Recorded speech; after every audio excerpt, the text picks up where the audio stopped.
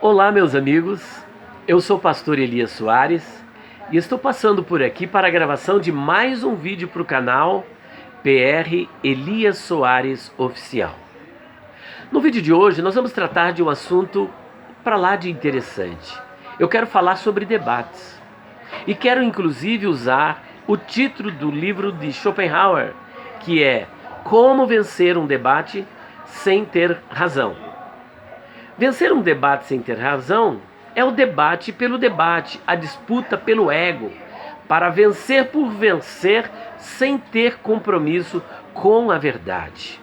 Geralmente a pessoa que vai para esse tipo de debate, ela não tem compromisso com a seriedade, com a verdade, com a verdadeira hermenêutica, com a seriedade, com a exegese. Então, se você quer fazer parte deste grupo que gosta de vencer um debate sem ter razão, o primeiro passo que você precisa dar, e que não é recomendável, é use o argumentum ad hominem. O argumento ad hominem é aquele em que você não se concentra no argumento do seu interlocutor. Você não leva em consideração o argumento do seu interlocutor. Você ataca a pessoa. Você vai procurar defeitos desta pessoa, ou supostos defeitos. Você vai criar um defeito e colocar nesta pessoa e bater neste defeito a fim de desqualificar o seu argumento.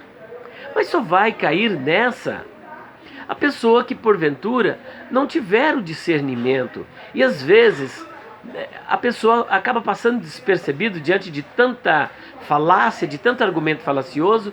As pessoas às vezes não conseguem discernir a verdade da mentira.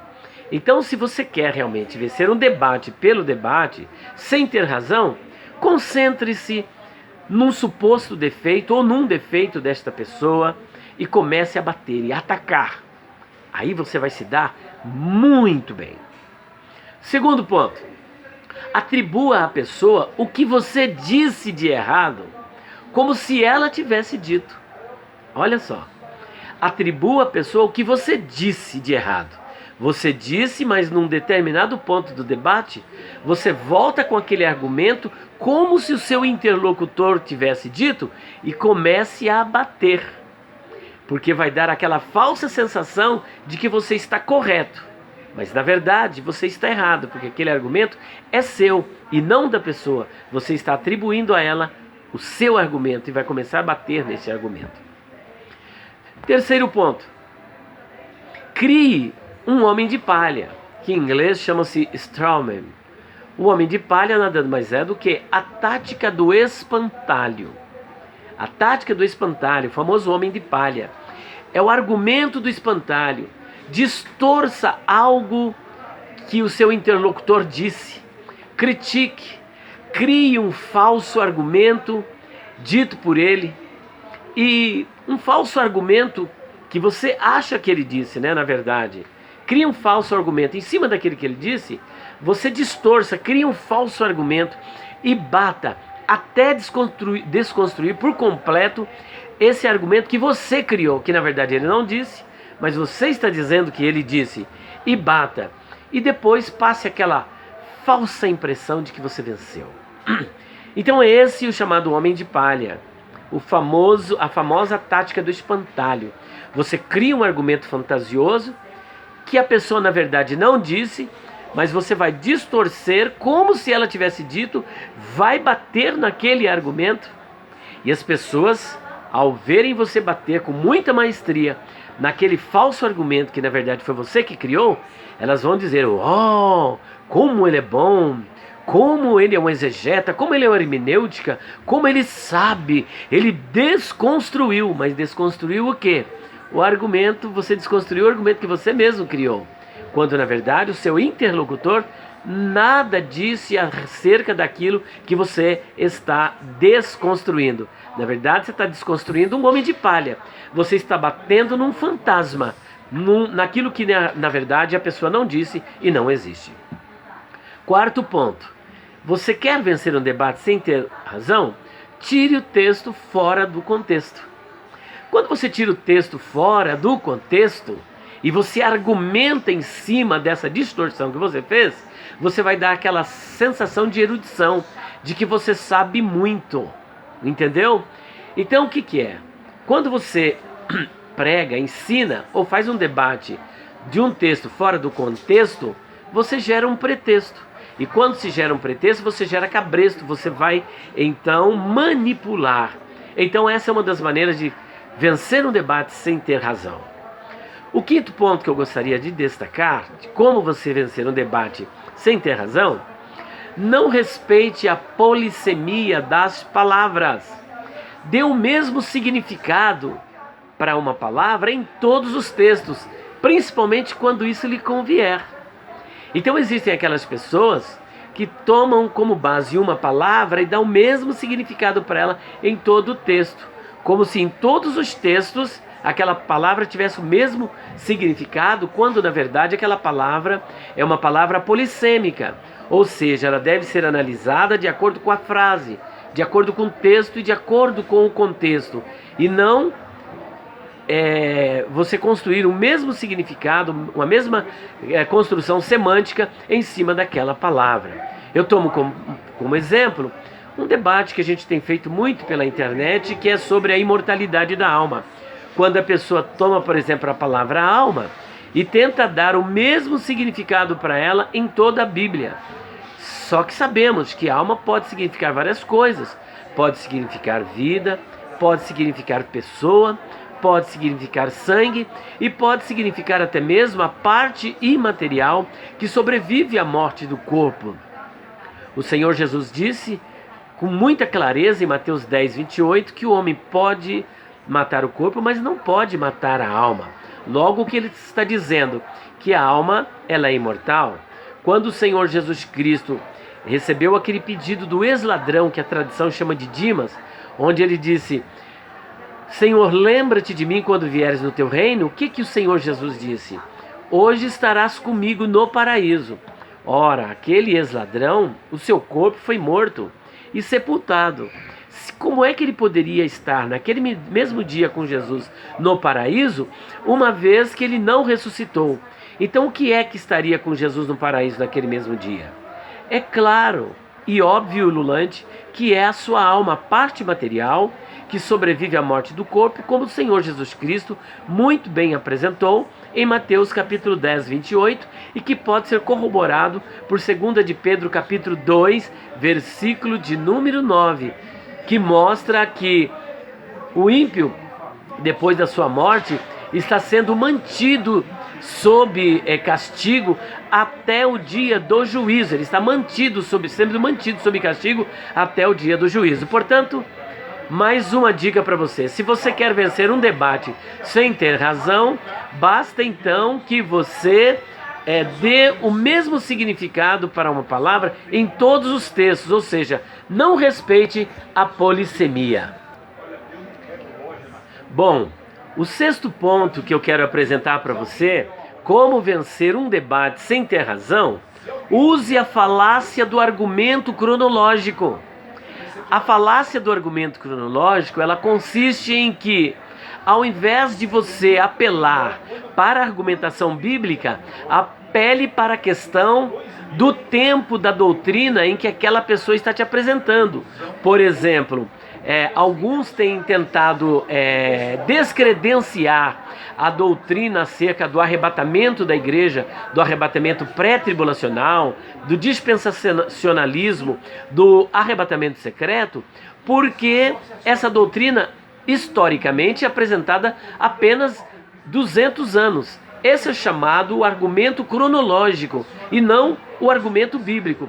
Ou seja, ao invés da pessoa perguntar a Bíblia, o que a Bíblia diz acerca deste argumento, a pessoa vai dizer o seguinte: mas esse argumento é muito novo. Quanto tempo existe esse argumento? Então não dá para nós acreditarmos. Ora, se nós formos usar esse tipo de argumento cronológico, muitas doutrinas elas serão descredenciadas.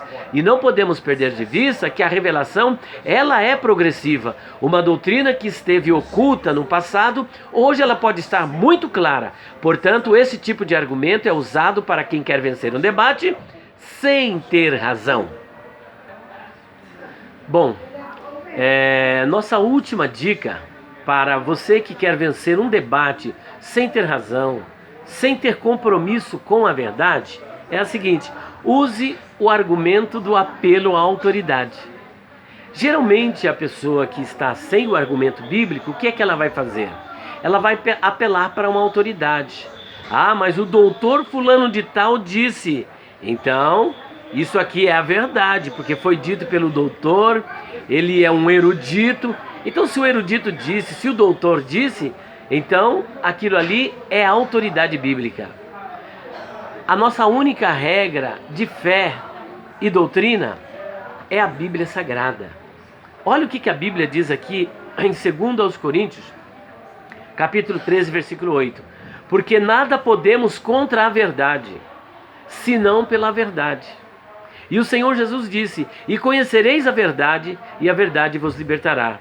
E a verdade está na palavra de Deus. E não tem a verdade de um profeta, de uma profetisa, de um apóstolo, de um doutor, de um erudito, que se sobreponha à autoridade das Escrituras, porque as Escrituras não foram produzidas pela vontade do homem, como diz aqui o apóstolo Pedro na sua segunda carta, capítulo 1, versículo 20 e 21. Olha o que ele disse: sabendo primeiramente isto, que nenhuma profecia da Escritura é de particular interpretação, porque a profecia nunca foi produzida por vontade de homem algum, mas os homens santos de Deus falaram inspirados pelo Espírito Santo, de modo tal que o apelo à autoridade é mais um argumento para você vencer um debate sem ter razão e tentar calar a boca do seu interlocutor citando uma referência.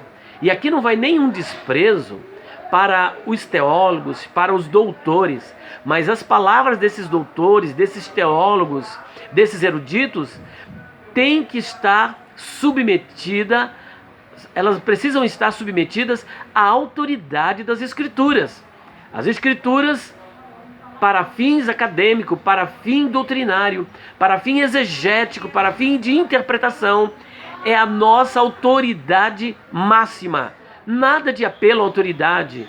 E principalmente, os que gostam do apelo à autoridade vão se valer de livros de 150 anos atrás, 200 anos atrás, 300 anos atrás, e às vezes nem levando em consideração, por exemplo, o que aquela pessoa disse depois, porque as pessoas às vezes podem mudar de ideia, teólogos que mudam de ideia, que voltam atrás na sua linha de argumentação.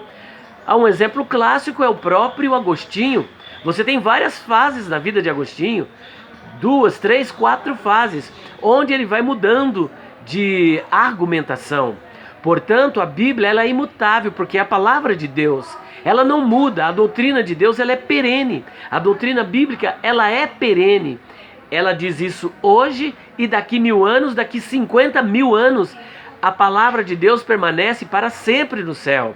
Ele é o Deus da verdade. Seja todo homem mentiroso e Deus verdadeiro. Portanto, nada de apelo à autoridade. Então veja que esses 7 passos que nós apresentamos, ele apresenta para você a melhor maneira de você vencer um debate sem ter razão, sem usar a verdade. Esta é a melhor maneira de enganar e de dar uma falsa impressão de vitória. Deus, eu digo para você, ele não precisa desses recursos mentirosos, ele não precisa dessas distorções, ele não precisa de engano. A palavra de Deus por si só é suficiente para a desconstrução de toda a fortaleza, conforme o apóstolo Paulo, ele diz na segunda carta aos Coríntios, capítulo 4, se eu não me engano, deixa eu ver aqui, do capítulo 10, na verdade, capítulo 10, versículos 4, deixa eu ver aqui, olha aqui: porque as armas da nossa milícia não são carnais, mas sim poderosas em Deus para a destruição das fortalezas. A palavra de Deus é a coluna, é a nossa firmeza, é o nosso baluarte. Então, apele para as Escrituras, você não tem necessidade, Deus não precisa do engano, da mentira para defender a verdade. Deixe a verdade vencer. Deus não precisa de manipuladores. Precisa sim de homens e mulheres comprometidos com a verdade, com a seriedade, com a verdade da palavra de Deus. Espero que você tenha gostado desse vídeo, que Deus abençoe a sua vida e que esse não seja um método usado por você para vencer um debate sem ter razão. Deus abençoe, até o próximo vídeo, se Deus quiser.